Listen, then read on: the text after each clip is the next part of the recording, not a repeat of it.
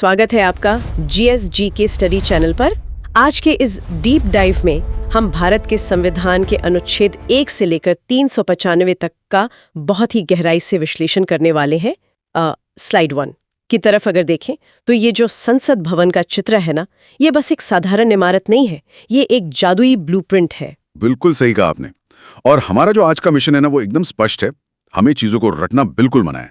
मतलब जो विद्यार्थी अक्सर इन भारी भरकम अनुच्छेदों को रटने की कोशिश करते हैं ना, आज हम उन्हें इसके सीक्रेट ट्रिक्स और फॉर्मूले समझाएंगे। हाँ, रटने से तो चीजें बस कुछ ही दिन याद रहती हैं।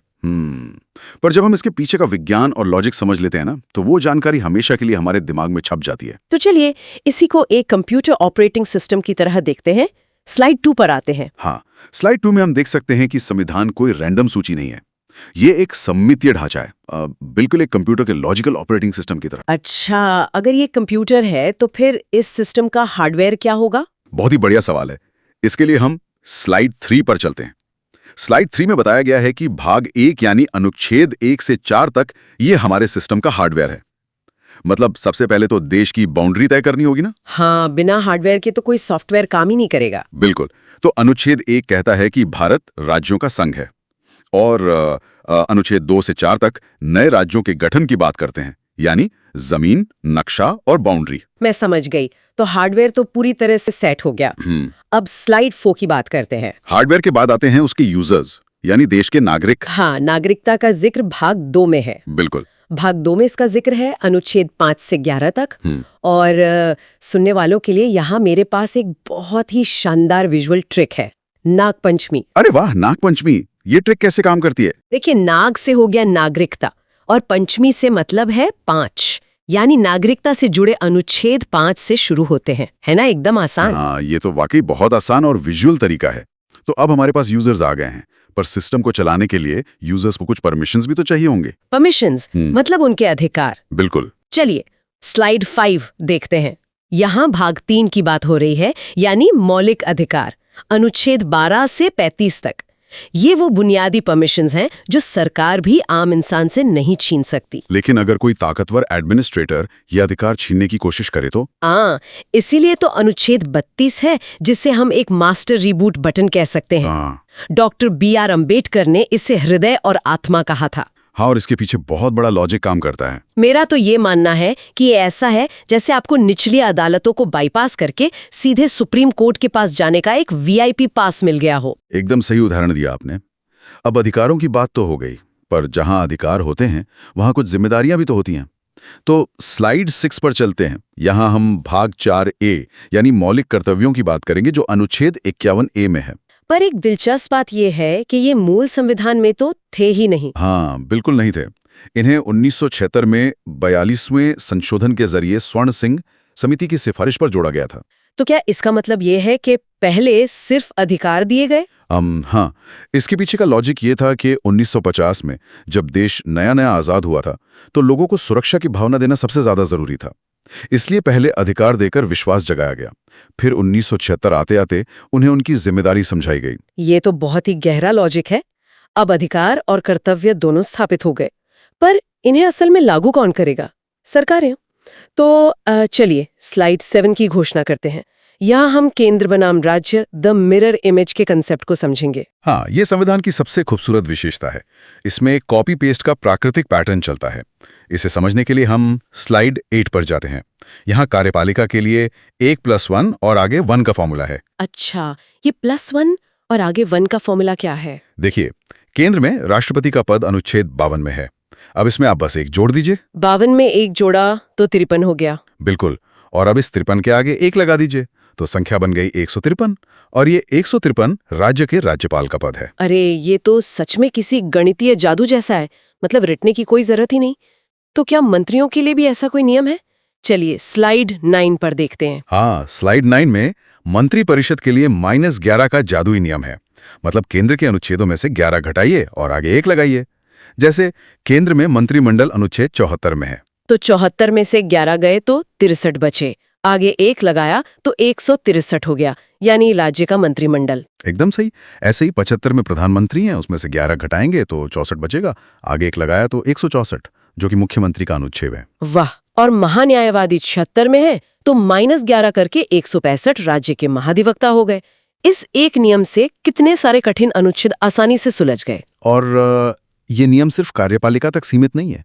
स्लाइड 10 पर अगर हम देखें तो विधायिका में भी यही -11 का नियम हुबहू लागू होता है। संसद 79 में है तो उसमें से 11 घटाकर 168 विधानमंडल बन जाता है। तो इसी तरह राज्यसभा 80 से विधानसभा 170 बन गई और लोकसभा 81 से विधान परिषद 171 बन गई। पूरा का पूरा ढांचा एक शीशे की तरह मिरर इमेज है। बिल्कुल, लेकिन यहाँ ध्यान रखने वाली बात यह है कि हर राज्य में विधान परिषद नहीं होती। सही कहा। और स्लाइड 11 पर हम इसी की बात करेंगे। अभी केवल 6 राज्य ऐसे हैं जहां विधान परिषद मौजूद है और सुनने वालों के लिए इसे याद रखने की एक बहुत ही मजेदार ट्रिक है। टीबी कुमा। टीबी कुमा, ये किसी गुप्त कोड जैसा लग रहा है। हाँ, टी से तेलंगाना, बी से बिहार, के से कर्नाटक, यू से उत्तर प्रदेश, एम से महाराष्ट्र और ए से आंध्र प्रदेश। और हाँ, विद्यार्थियों को ये ध्यान रखना चाहिए कि जम्मू कश्मीर अब इस लिस्ट का हिस्सा नहीं है। जानकारी हमेशा अपडेटेड होनी चाहिए। अब स्लाइड 12 पर आते हैं। सिस्टम तो बन गया, लेकिन गलतियों को कौन सुधारेगा? इसके लिए कुछ सेफ्टी नेट या पहरेदार बनाए गए हैं, जैसे राष्ट्रपति की क्षमादान शक्ति जो अनुच्छेद 72 में है। इसके पीछे का लॉजिक यह है ना कि न्यायपालिका भी तो 100% परफेक्ट नहीं हो सकती। एकदम सही, जज भी तो इंसान ही है। ये सिस्टम में एक आखिरी मानवीय उम्मीद है। सुप्रीम कोर्ट की फांसी की सजा भी माफ हो सकती है। और इसकी एक बहुत ही मार्मिक विजुअल ट्रिक है। 7 मतलब एक खड़ा हुआ राष्ट्रपति और 2 मतलब न्याय की गुहार लगाता एक झुका हुआ याचिकाकर्ता, दोनों मिलकर 72 बन गए। ये तो बहुत ही शक्तिशाली इमेजरी है। अब स्लाइड 13 की बात करते हैं। मान लीजिए अचानक कोई इमरजेंसी आ गई, तुरंत कानून चाहिए और संसद बंद है, तब क्या होगा? ऐसे समय के लिए एक इमरजेंसी पैच या लॉजिकल बैकअप प्लान मौजूद है। अध्यादेश यानी ऑर्डिनेंस, जो अनुच्छेद 123 में आता है। ये बहुत ही लॉजिकल है। जब 1 यानी लोकसभा और 2 यानी राज्यसभा बंद हो तो सीधे 3 यानी राष्ट्रपति के हस्ताक्षर से कानून बन जाता है। 1, 2, 3 और कानून तैयार। इसके साथ एक बोनस अनुच्छेद भी जुड़ा है, अनुच्छेद 143, जिसमें राष्ट्रपति सुप्रीम कोर्ट से सलाह मांग सकते हैं, पर उसे मानने के लिए वो बाध्य नहीं है। हाँ, ये सिस्टम के चेक्स एंड बैलेंस का एक बेहतरीन उदाहरण है। इसी से जुड़ा है स्लाइड 14 का विषय। अगर सिस्टम के सबसे बड़े एडमिन को ही हटाना पड़े तो अनुच्छेद 61 में महाभियोग की प्रक्रिया है, पर इसमें भी 14 दिन की पूर्व सूचना देना अनिवार्य है। अच्छा, यहाँ पदों से जुड़ा एक बहुत ही हैरान करने वाला तथ्य भी है उपराष्ट्रपति के वेतन के बारे में। अच्छा, अनुच्छेद 63 और 64 के आसपास। क्या आपको पता है कि उपराष्ट्रपति को असल में अपने पद का कोई वेतन मिलता ही नहीं है? अरे हाँ, ये सच में चौंकाने वाला तथ्य है। उन्हें तो अपने डे जॉब का वेतन मिलता है, मतलब राज्यसभा के पदेन सभापति होने का। उपराष्ट्रपति का पद तो बस एक स्टैंड बाय पोर्ट की तरह है। बिल्कुल। चलिए अब इन सबसे थोड़ा आगे बढ़कर पैसों के फ्लो की बात करते हैं। पर 15th स्लाइड के अनुसार पैसों की बात से पहले हमें डेडलॉक यानी गतिरोध को समझना होगा। हाँ, अक्सर संसद में बिलों पर विवाद होता है। जब किसी बिल पर 50-50 का टाई हो जाए तो अनुच्छेद 100 काम आता है। इसके तहत स्पीकर अपना निर्णायक वोट डालता है। और अगर लोकसभा और राज्यसभा में पूरी तरह से रस्साकशी शुरू हो जाए और कोई हल ना निकले तो अनुच्छेद 108 के तहत राष्ट्रपति जॉइंट सेशन या संयुक्त अधिवेशन बुलाते हैं। सही कहा, यह राजनीतिक गणित का बेहतरीन मैकेनिज्म है। अब स्लाइड 16 पर चलते हैं। यहाँ एक और हैरान करने वाला तथ्य है। पूरे संविधान में कहीं भी बजट शब्द है ही नहीं। सच में? तो फिर हम जो हर साल बजट सुनते हैं वो असल में क्या है? असल में अनुच्छेद 112 में इसे वार्षिक वित्तीय विवरण कहा गया है और धन निकालने से जुड़ा है धन विधेयक, जो अनुच्छेद 110 में आता है। और अगर ये बजट पास होने में समय लग जाए तो इतने दिन सरकारी मशीनरी कैसे चलेगी? उसके लिए अनुच्छेद 116 है, जिसे लेखा अनुदान कहते हैं। ये एक तरह का एडवांस पेमेंट है ताकि रोजमर्रा के खर्चे ना रुकें। बिना बजट शब्द के भी बहुत ही अच्छी व्यवस्था है।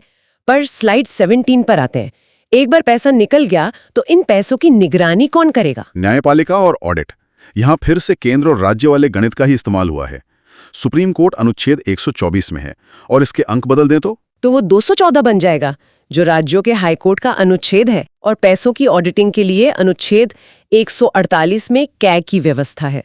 कुछ लोग इसे साधारण अकाउंटेंट समझ लेते हैं, पर ये असली पहरेदार है। बिल्कुल नहीं, ये वही खूंखार वॉचडॉग है जिसने 2G और कोयला आवंटन जैसे बड़े घोटालों का पोस्टमार्टम किया था। इसके अलावा अनुच्छेद 280 में वित्त आयोग है और अनुच्छेद 324 में निष्पक्ष चुनाव के लिए निर्वाचन आयोग है। अब सिस्टम को चलाने वाले अधिकारियों की बात करते हैं। स्लाइड 18 की घोषणा करते हुए मैं बताना चाहूंगी कि यहाँ प्रतियोगी परीक्षा देने वालों के लिए एक बहुत बड़ा अखिल भारतीय सेवा ट्रैप है। ट्रैप? वो कैसा ट्रैप है? देखिए, अनुच्छेद 315 में यूपीएससी है और अनुच्छेद 312 में आईएएस, आईपीएस और आईएफएस का जिक्र है। अक्सर लोग मान लेते हैं कि यहाँ आईएफएस का मतलब फॉरेन सर्विस है। अच्छा, तो असल में ये क्या है? इसका मतलब फॉरेन सर्विस नहीं है, बल्कि इंडियन फॉरेस्ट सर्विस है, यानी वन सेवा। विदेश सेवा तो असल में एक केंद्रीय सेवा है। ओहो, ये तो सच में बहुत बड़ा कंफ्यूजन है। इसके साथ ही अनुच्छेद 262 का उल्लेख करना भी जरूरी है, जो जल विवाद के निपटारे से जुड़ा है। अब आपातकाल की बात करें तो स्लाइड 19 पर संकट के समय के लिए एक बहुत ही शानदार +4 का फॉर्मूला है। हाँ, ये बहुत ही तार्किक फॉर्मूला है। अनुच्छेद 352 में राष्ट्रीय आपातकाल है। अब इसमें 4 जोड़ दें तो 356 हो गया, यानी नहीं राष्ट्रपति शासन, जो राज्यों में लगता है। बिल्कुल। और इसमें फिर से 4 जोड़ दें तो 360 आ जाता है। ये वित्तीय आपातकाल है, जो एक बहुत अच्छी बात है कि भारत में आज तक कभी नहीं लगा। और इन सबके बीच अनुच्छेद 355 भी है, जो राष्ट्रपति का ये कर्तव्य तय करता है कि वो हर राज्य की रक्षा करें। ये +4 का गणित तो सच में बहुत काम का है। अब हम अपनी अंतिम स्लाइड यानी स्लाइड 20 पर आ गए हैं। सिस्टम के संरक्षण और संशोधन की बात। एक अच्छे समाज के लिए अनुच्छेद 17 के तहत छुआछूत का पूरी तरह से अंत किया गया और अनुच्छेद 29 अल्पसंख्यकों की संरक्षण की बात करता है। इसकी भी एक बहुत अच्छी विजुअल ट्रिक है। 2 मतलब एक समाज से झुका हुआ इंसान और 9 मतलब सीना ताने खड़ा इंसान, यानी सबको आत्मसम्मान से जीने का अधिकार देना। और इन सब अनुच्छेदों को समय के साथ अपडेट करने के लिए अनुच्छेद 368 है, जो संविधान संशोधन का टूल है। बिल्कुल, जिसे हमने दक्षिण अफ्रीका के संविधान से प्रेरित होकर अपने सिस्टम में शामिल किया था, ताकि भविष्य में बदलाव हो सके। तो इस चर्चा को समेटते हुए अगर हम इसी अपडेट टूल यानी अनुच्छेद 368 को भविष्य से जोड़कर देखें तो एक बहुत ही विचारोत्तेजक सवाल उठता है। वो सवाल क्या है? आज हम एआई और डीप फेक के युग में प्रवेश कर चुके हैं, जहां किसी की भी आवाज या शक्ल चुराई जा सकती है। तो सोचने वाली बात यह है कि क्या आने वाले समय में हमारे डिजिटल अधिकारों की रक्षा करने के लिए संविधान में कोई नया अनुच्छेद जोड़ा जाएगा? ये तो वाकई एक बहुत ही गंभीर चुनौती है, जिस पर हम सबको सोचना चाहिए। हाँ, राइट टू डिजिटल आइडेंटिटी जैसी किसी चीज की जरूरत पड़ सकती है। बिल्कुल।